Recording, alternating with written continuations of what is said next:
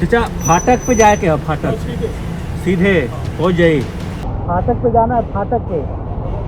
हाँ? कौन सा? ये वाला रास्ता? भैया फाटक वाला रास्ता कौन सा है? यहाँ से लेफ्ट। ए चाचा फाटक के नहीं, फाटक सीधे।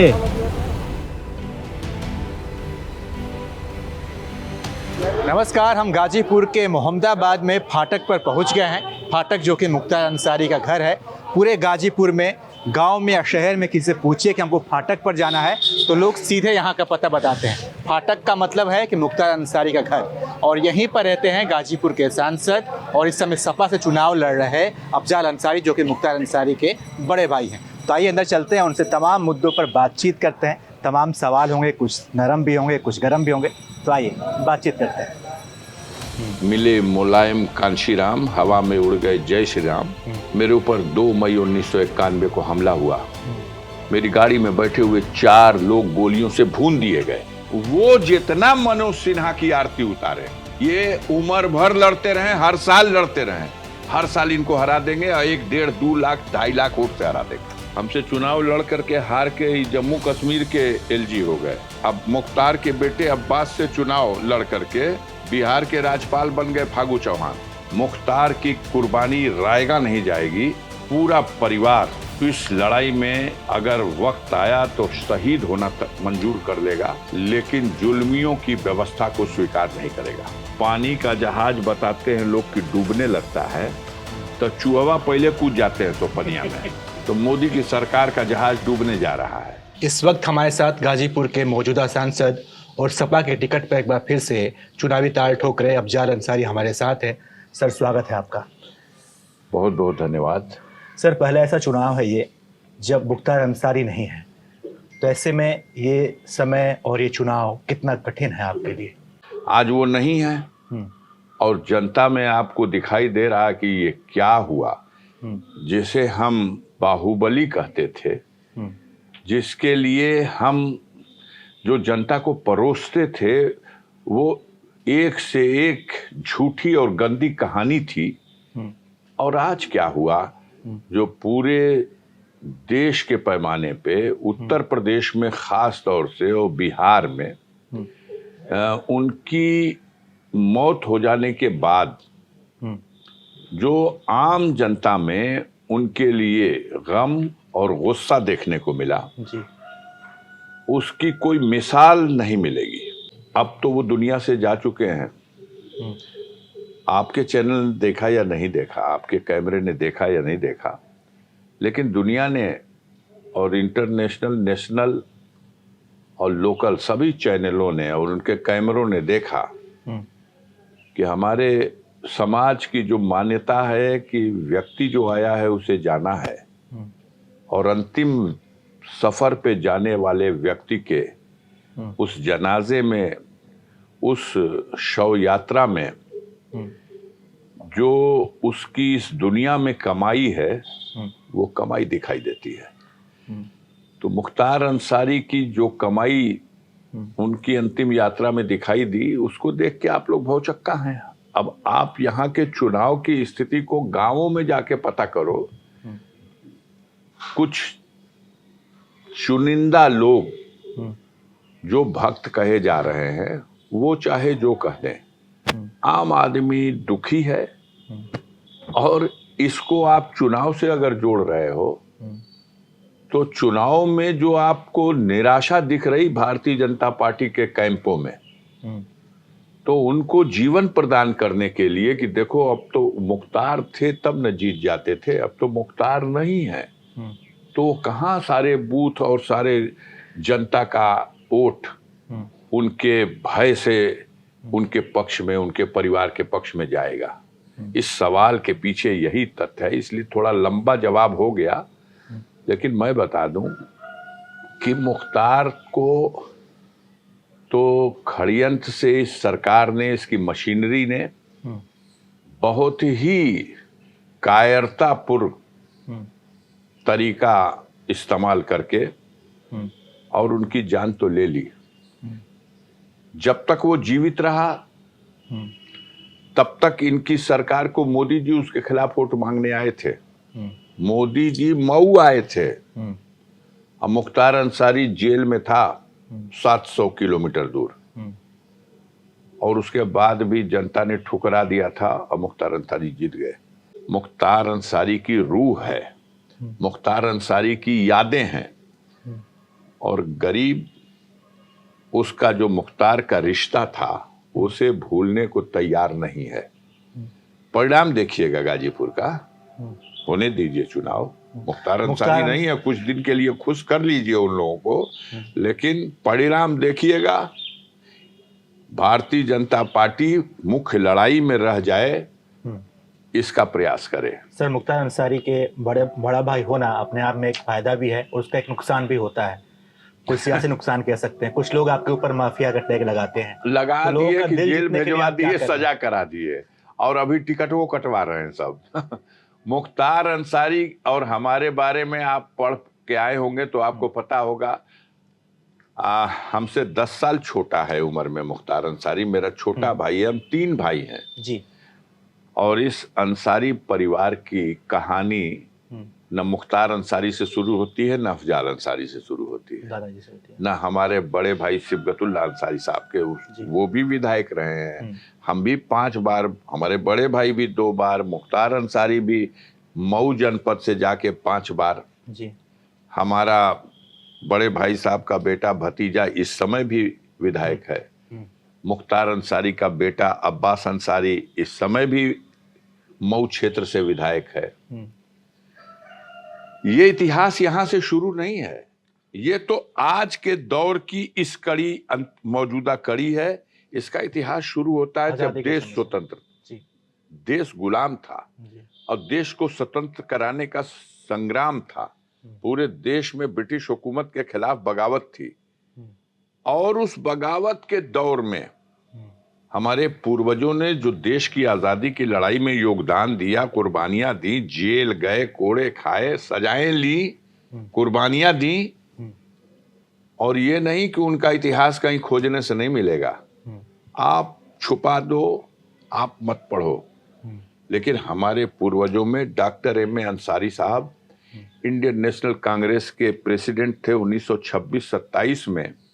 जब कांग्रेस पार्टी के पास केंद्रीय कार्यालय नहीं था, तब डॉक्टर अंसारी ने दिल्ली में अपनी कोठी दी, दरियागंज की कोठी नंबर 1, जिसका नाम था दारुल सलाम, और गांधी जी से कह दिया कि देश के स्वतंत्रता संग्राम आंदोलन में, पूरे देश में आंदोलन का संचालन करने के लिए इस कोठी को मैं दे रहा हूं, इसे आप केंद्रीय कार्यालय बना दें।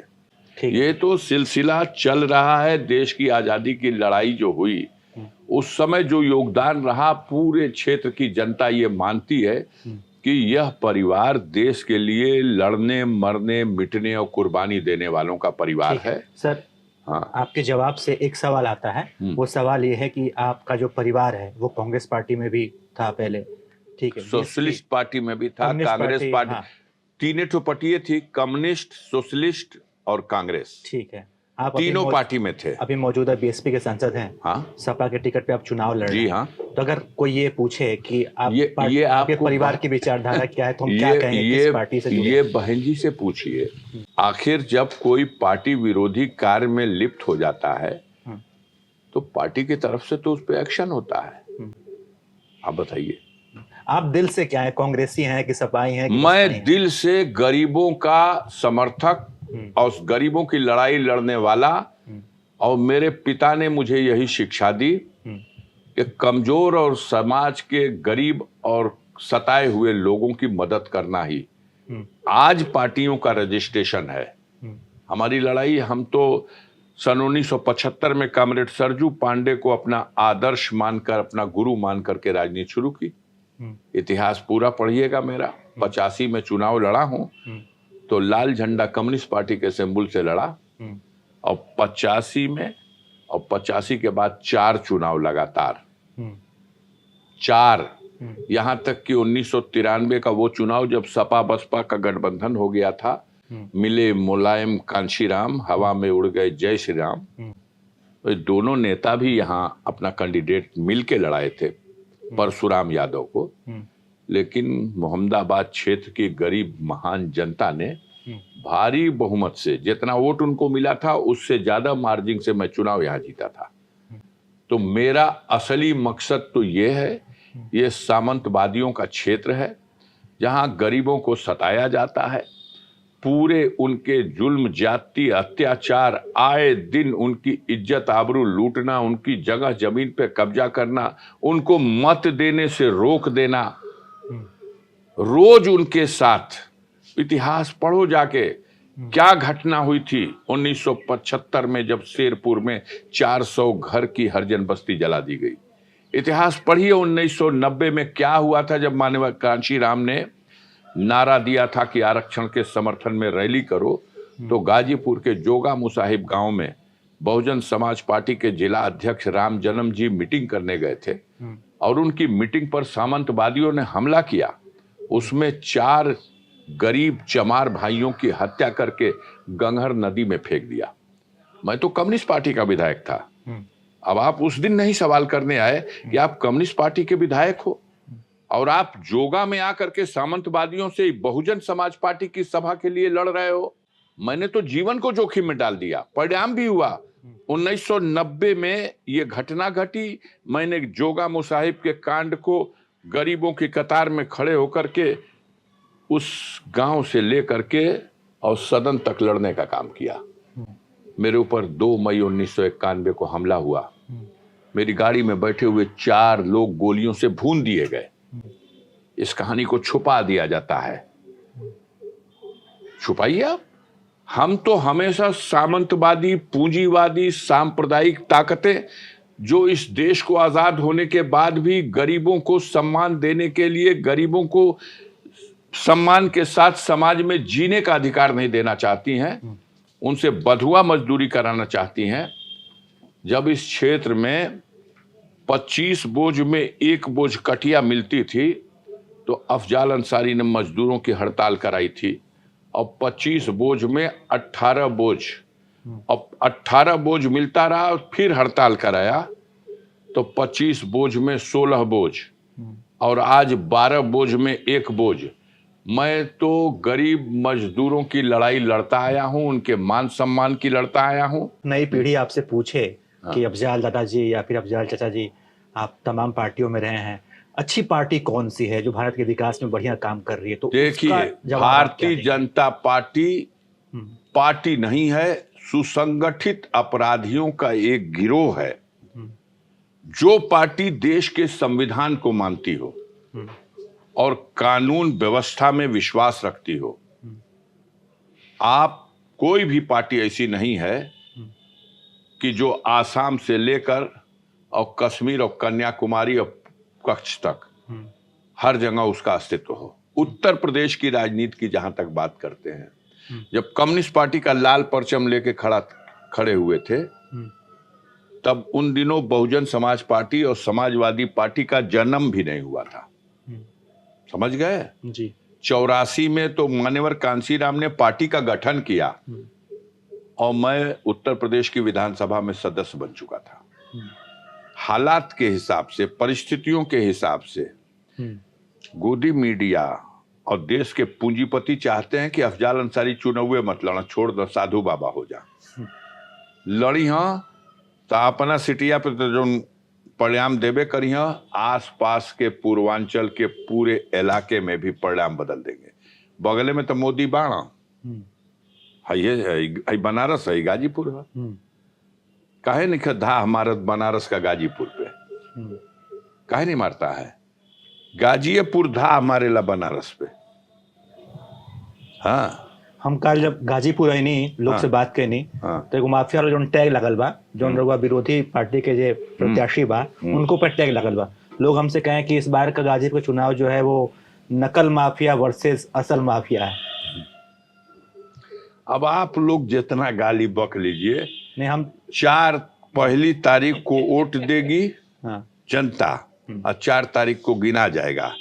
तो हम तना केहू के कहे आई, अपना हाथे अपना मुहवा में कालिख पोत लिया कि हम का सोचले रहनी या का हो गई। 4 तारीख के फिर हमसे बतिया लिया टाइम लेके आके। जनता के उस फैसले को आपके तो नो खबर चलाओ। लोग मान चुके हैं कि ये बिके हुए लोग हैं।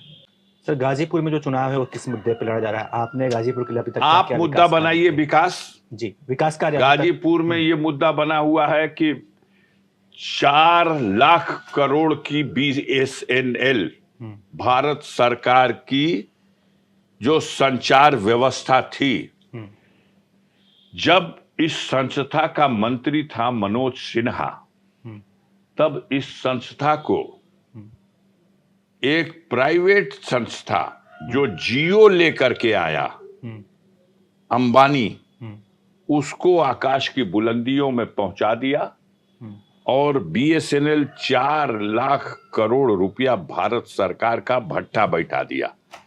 फिर भी विकास पुरुष है।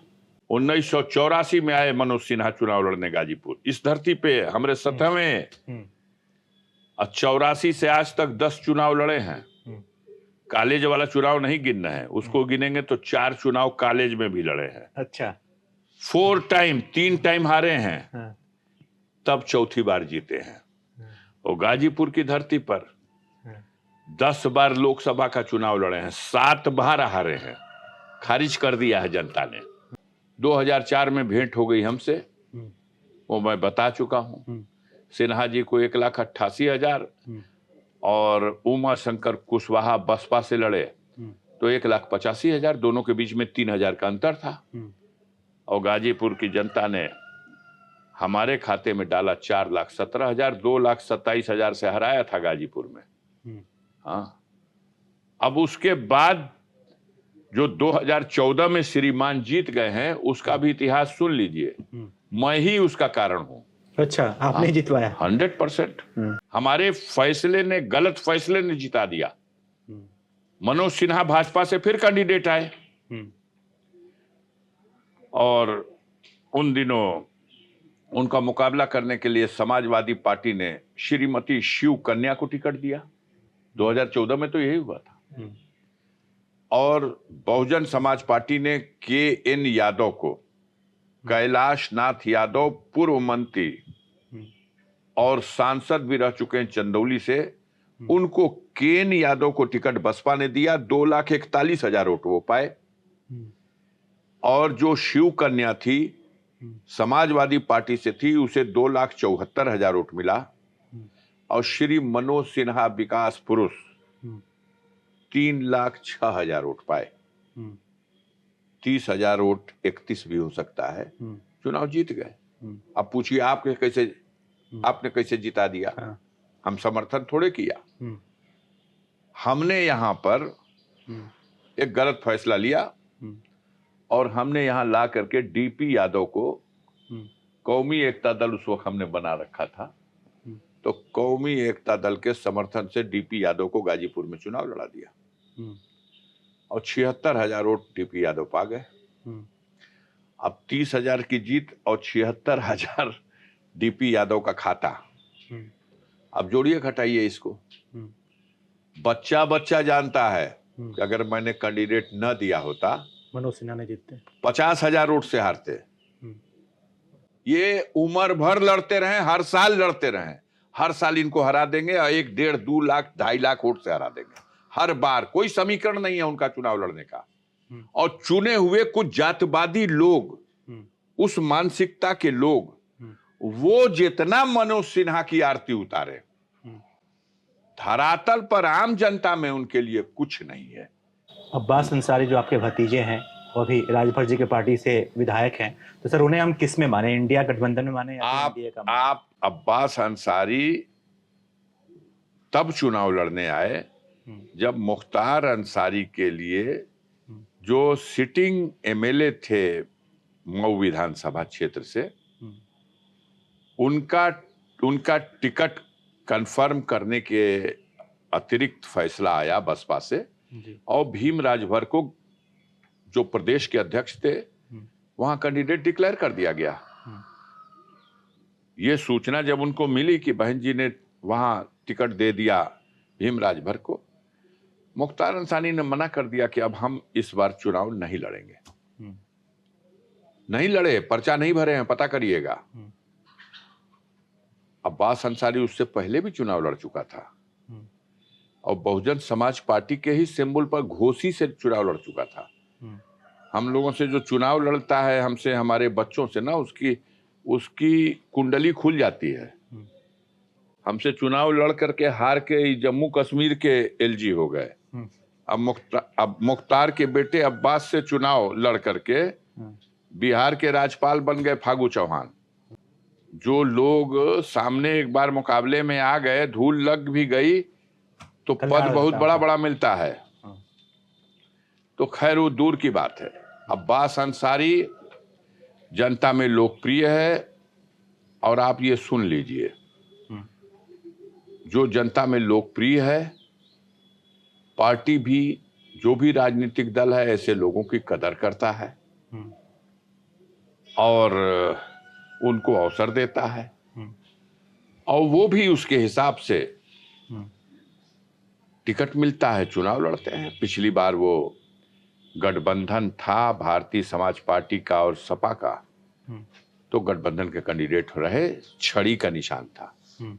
इस बार आप जानते हैं कि गठबंधन है उस भारतीय समाज पार्टी का भारतीय जनता पार्टी के साथ, है कि नहीं है? क्यों नहीं पूछते माननीय ओम प्रकाश राजभर जी से कि विधायक आपका है तो जेल में, लेकिन आपको क्या है उसके बारे में बताना? वो खुद ही कहने लगते हैं कि अब्बास अंसारी तो समाजवादी पार्टी के मुखिया ने कहा था, इसलिए हमने टिकट दी। नहीं, मुख्तार अंसारी की जो मौत हुई है जिन परिस्थितियों में, उसके बेटे अब्बास अंसारी को, हिंदुस्तान में ये व्यवस्था है मानवता के लिहाज से कि बेटा जेल में है तो उसको 2 दिन की पेरोल हो जाए, जाए अपने बाप की मिट्टी दे ले। मिली थी? नहीं मिलती। वो भी तो हिंदुस्तान में है, एक जनप्रतिनिधि है, नहीं मिली। मिलेगी किसको? गुरमीत सिंह राम रहीम को कई कई महीने की पेरोल मिलेगी, और वाई कैटेगरी सुरक्षा के साथ, और वो चश्मा लगा करके अपने आश्रमों में जा करके अपनी व्यवस्था संचालित करे। गुरुजी को मिल जाएगी बिना पेरोल के कई सालों से, जिसको माननीय सर्वोच्च न्यायालय ने लिख दिया है फांसी की सजा से तो छोड़ रहा हूं, लेकिन टिल डेथ आजीवन कारावास जेल में रहना है, मौत हो जाने तक। सुभाष ठाकुर को, जो ब्रजेश सिंह और दाऊद इब्राहिम का फाइली है, को अक्यूज्ड है, लेकिन कई साल से बनारस में बीएचयू में एयर कंडीशन पूरा वार्ड उसके नाम से शिफ्ट कर दिया गया है। किसने पेरोल दिया है? उत्तर प्रदेश सरकार, उसका जेल विभाग ये व्यवस्था किया है कि बेचारे सुभाष ठाकुर बीमार हैं, इनका इलाज बीएचयू के एयर कंडीशन रूम में डाक बंगला बना के सारा दिन, सरकारी मशीनरी, कौन नहीं जानता इसको? इस पे सवाल क्यों नहीं आप दाग लेते? गाजीपुर के 5 विकास कार्य जो अफजल अंसारी ने किए हों, 250 किलोमीटर, 5 नहीं है, ये 28 सड़कें हैं। 5 6 30 होता है ना जी, तो 6 गुना बता रहा हूं। जरा फाइल मंगाइएगा शंभू जी, हमारी गाड़ी में अभी भेजा। 28 सड़कों का लिस्ट दे दे रहा हूं, नाम दे दे रहा हूं, जो पीएमजीएसवाई के अंतर्गत सांसद की शपथ लेने के बाद मैंने उन सड़कों का प्रस्ताव किया और समस्त औपचारिकताएं पूरी कराकर उसका अनुमोदन हुआ, टेंडर हुए, निर्माण हुआ, शिलान्यास किया और उद्घाटन कर दिया। इस गाजीपुर जनपद में 5 विधानसभा में सब में 50-50 किलोमीटर, उसके बाद 14 और सड़कें जो 190 किलोमीटर की है, उसी पीएमजीएसवाई योजना के अंतर्गत प्रस्तावित कर दिया। विभागीय प्राक्कलन बन गए, बजट आवंटन होने और टेंडर होने की प्रक्रिया चल रही थी जब तक चुनाव आयोग की घोषणा हो गई। तो आपको ये भी कहूंगा कि मेरा तो ये गिन लिए, लिख लीजिए और गिन लीजिएगा। श्री मनोज सिन्हा 3 बार संसद सदस्य रहे हैं और पीएमजीएसवाई की योजना आज नहीं शुरू हुई है 19 में, वो श्रीमान जी जब थे तब भी थी। तो तीनों बार का कार्यकाल में 250 किलोमीटर छोड़ दो, 125 किलोमीटर, 125 किलोमीटर छोड़ दो, 75 किलोमीटर भी बनवाए हो तो जब बता दीजिए। एक उपलब्धि गंगा के पुल, और गंगा के पुल को जहां बनाया उससे सटा हुआ हमीद सेतु मिट्टी में मिला दिया। आज उस पे बस नहीं जा सकती, ट्रक नहीं जा सकता, उसको धंसा दिया। कभी सवाल मत पूछिएगा कि जमानिया धर्मपुर के बीच में जो गंगा पे पुल बना, इसी गंगा पे जो पुल बना वो किसका कार्यकाल था, किसकी सरकार थी। कभी ये सवाल मत पूछिएगा कि वो गंगा का ब्रिज किसने बनवाया। ये भी सवाल मत पूछिएगा कि सैदपुर में जो गंगा का ब्रिज बना, जो धानापुर को जोड़ता है चंदौली जनपद को गाजीपुर से, यह गंगा का ब्रिज कब बना, किसकी सरकार थी, किसका कार्यकाल था, ये मत पूछिएगा सवाल। एक ब्रिज गंगा सेतु जो गाजीपुर में बना है, ताड़ी घाट से और गाजीपुर घाट के मध्य, इसको मोदी के खाते में लिखे कि योगी के खाते में लिखे कि मनोज सिन्हा के खाते में लिखे कि भारत सरकार के खाते में लिखे। आप कहेंगे कि जो ब्रिज जमानिया धर्मपुर में बना है वो तो भारत सरकार ने बनाया। आप कहेंगे सैदपुर वाला ब्रिज जो बना वो तो उत्तर प्रदेश सरकार ने बनवा दिया। आप कहेंगे PMGSY योजना की 250 किलोमीटर सड़क, अफजाल अंसारी जो आप कह रहे हो प्रस्तावक हैं, तो बजट तो भारत सरकार ने दिया। हम कुछ करेंगे तो भारत सरकार कर रही है, बजट भारत सरकार का है।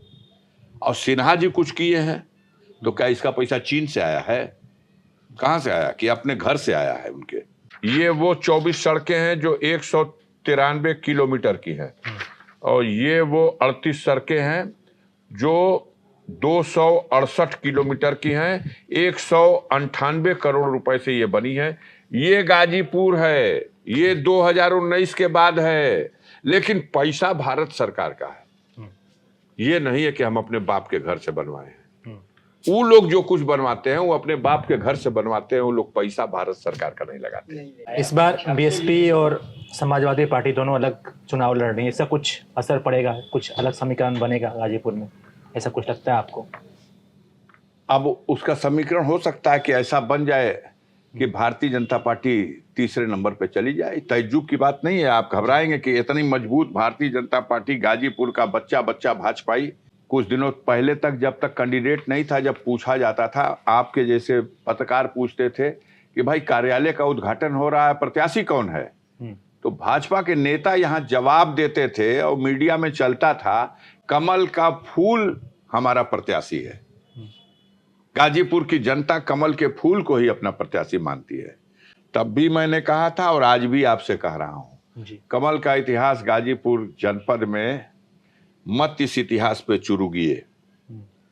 2009 का चुनाव उठा के देख लीजिए, 2009 लोकसभा का चुनाव, और उस चुनाव को देखेंगे तो दोबारा ही नहीं कहेंगे कि कमल के फूल का भी वोट होता है। 22,000 लोकसभा में वोट पाया है। कैंडिडेट का नाम प्रभुनाथ चौहान, कोई सड़क छाप नहीं, गाजीपुर भारतीय जनता पार्टी का जिला अध्यक्ष रह चुका है प्रभुनाथ चौहान, और कमल का फूल चुनाव लड़ा है। उस चुनाव में अफजाल अंसारी भी गाजीपुर से चुनाव लड़ा है, हार गया है, लेकिन 3,10,000। और अफजाल अंसारी हारा समाजवादी पार्टी से, जिसको मिला 3,70,000। श्री राधे मोहन सिंह जी संसद सदस्य चुने गए, लेकिन श्री राधे मोहन सिंह समाजवादी पार्टी के सिमुल से लड़े, और अफजाल अंसारी बहुजन समाज पार्टी के सिमुल से लड़ा, हाथी से। 3,10,000, 3,70,000, 17,000 ही तो मुकाबला ठीक है। अब भाजपा कहाँ गई, ये आपके लिए प्रश्न है, खोजिए जरा। जो 22,000 में सिमट गई। उत्तर प्रदेश में सबसे न्यूनतम वोट कमल के फूल को, शायद भारत में किसी स्टेट में 22,000 वोट 5 विधानसभा क्षेत्र में, भाई 20 लाख 21 लाख एक लोकसभा क्षेत्र का वोट है। अब 22,000 कहते हुए हमको शर्म आती है कि भाजपा के खाते में ऐसे कैसे लिखा हुआ है, जरा इसकी छानबीन करिएगा। तो चुनाव लड़ने का मजा तब आता है जब आपके सामने वाला जो कैंडिडेट हो वो भी दमदार हो। तो क्या लगता है मनोज सिन्हा इस बहुत बार है दोनों दमदार हैं, दोनों पढ़े लिखे हैं, दोनों विद्वान हैं। एक प्रोफेसर हैं और दूसरे डॉक्टर भी हैं, सुप्रीम कोर्ट के वकील हैं, छात्र संघ से, छात्र जीवन से राजनीति में हैं। जहां से मनोज सिन्हा एक बार चुनाव जीते, 4 बार लड़े, 3 बार हार के चौथी बार जीते, उसी यूनिवर्सिटी से वो अपने पहले प्रयास में जीत चुके हैं।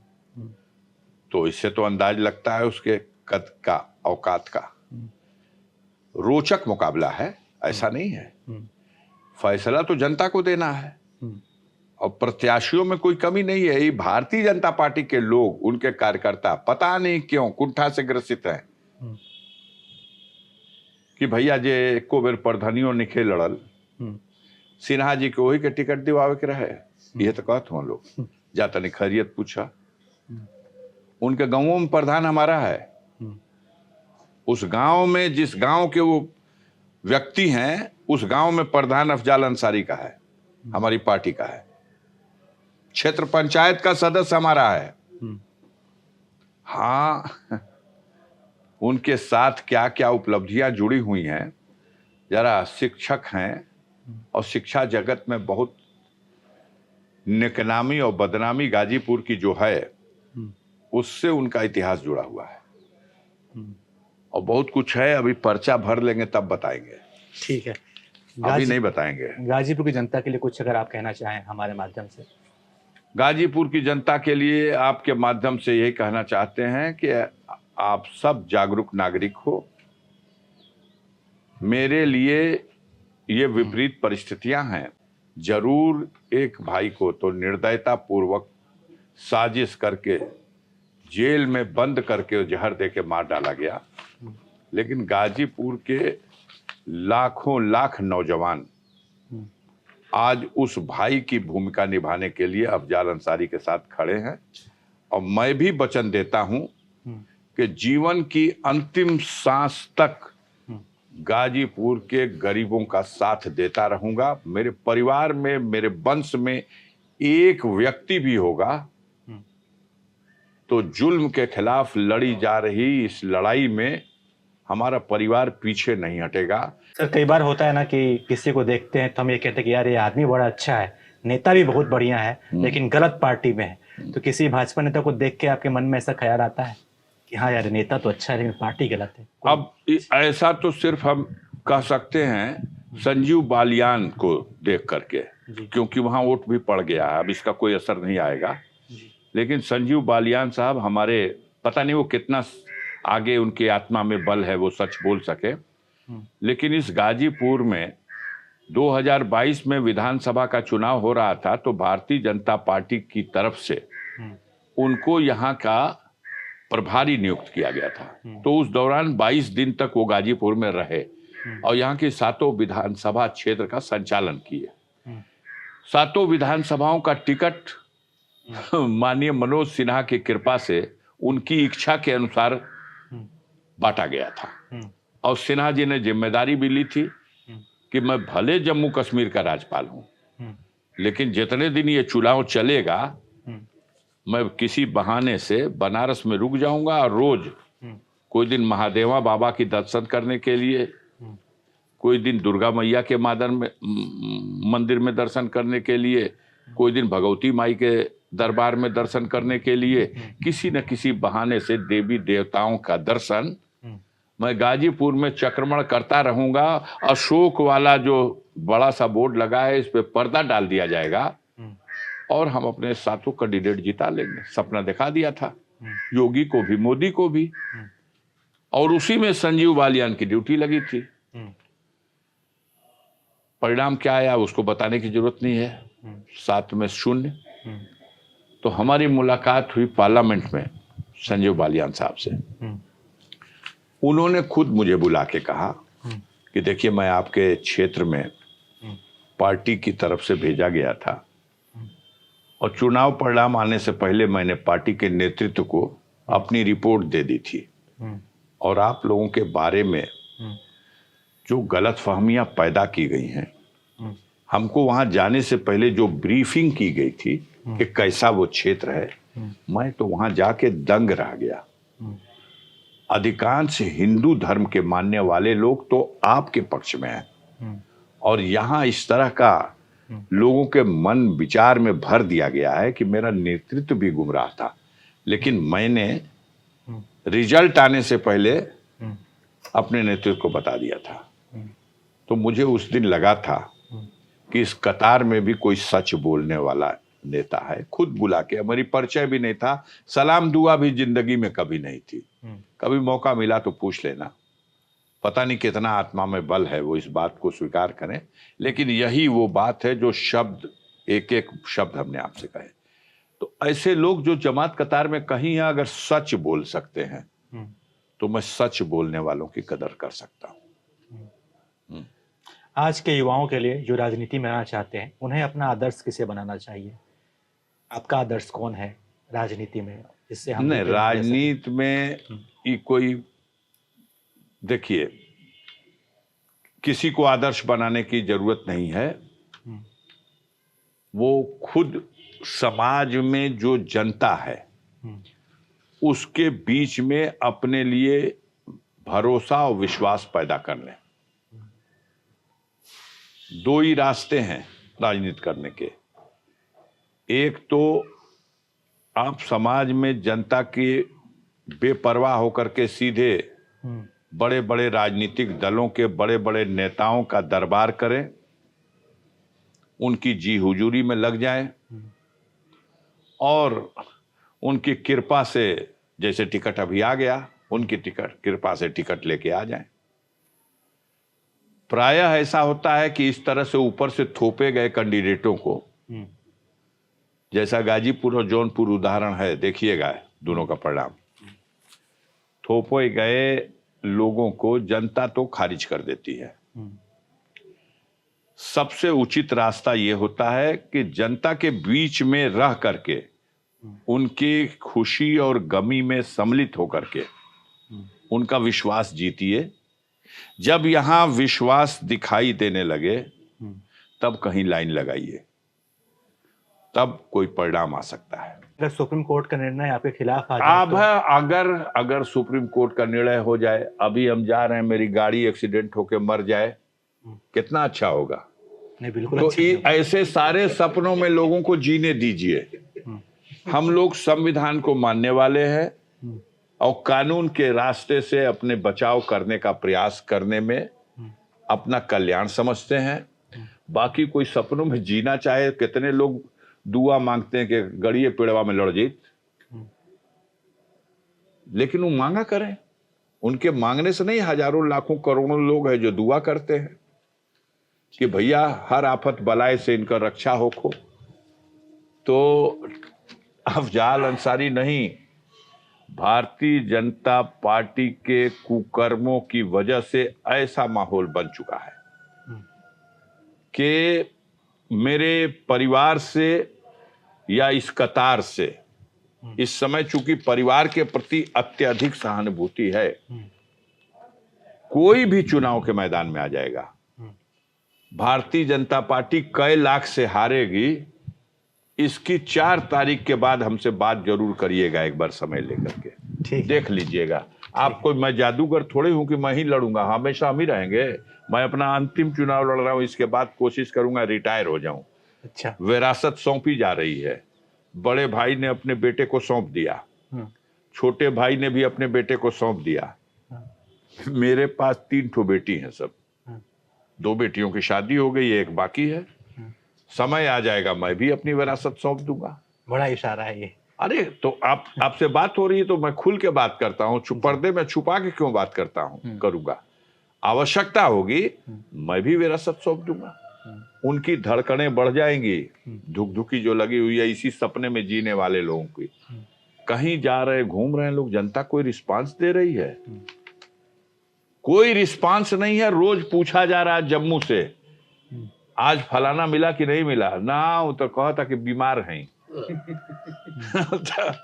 बीमार हो गए बड़ा आदमी, मन बीमार हो गया है। जब कोई बेईमानी की पराकाष्ठा हो जाती है तो अपने लोग भी साथ छोड़ देते हैं। जब पानी का जहाज बताते हैं लोग कि डूबने लगता है तो चूहवा पहले कूद जाते हैं सोपनिया में, वो पौर के जाते हैं सब किनारे, जहाजिया में ना डूबल चाहे सो। तो मोदी की सरकार का जहाज डूबने जा रहा है, भगदड़ मची है, हर राउंड में भगदड़ होगी, हर राउंड में जाना निश्चित है। ठीक है। महाराष्ट्र में, बंगाल में, बिहार में, उत्तर प्रदेश में सबसे करारी हार, सबसे करारी हार। कहेंगे हम विश्व की सबसे बड़ी पार्टी हैं, हम विश्व गुरु हैं, धरती के सबसे बड़े नेता हैं। लेकिन अगर धरती के सबसे बड़े नेता हैं तो जो आपको कहता है कि कटोरा उठा के भीख न मंगवा देंगे तो असल बाप के बेटा नहीं, उसके भी चरणों की वंदना करने की क्या जरूरत थी। छोटी बड़ी हर तरह की जो गठबंधन इन्होंने किया है, जो तस्वीर दिख रही है, क्या है हाल बताइए। आप घूमिए जरा, देखिए हालत खराब है। उत्तर प्रदेश में अपनी आधी सीट नहीं बचा पाएंगे ये। ठीक है साहब। तो अफजाल अंसारी हमारे साथ थे जो गाजीपुर के सांसद हैं। तमाम मुद्दों पे हमने बातचीत की, तमाम सवाल पूछे, इन्होंने बड़े बेबाकी से अपने जवाब भी दिए। बाकी हमारी ये बातचीत आपको कैसी लगी इसके बारे में हमें ज़रूर बताइएगा, और तमाम अपडेट्स के लिए आप देखते रहिए ABP लाइव।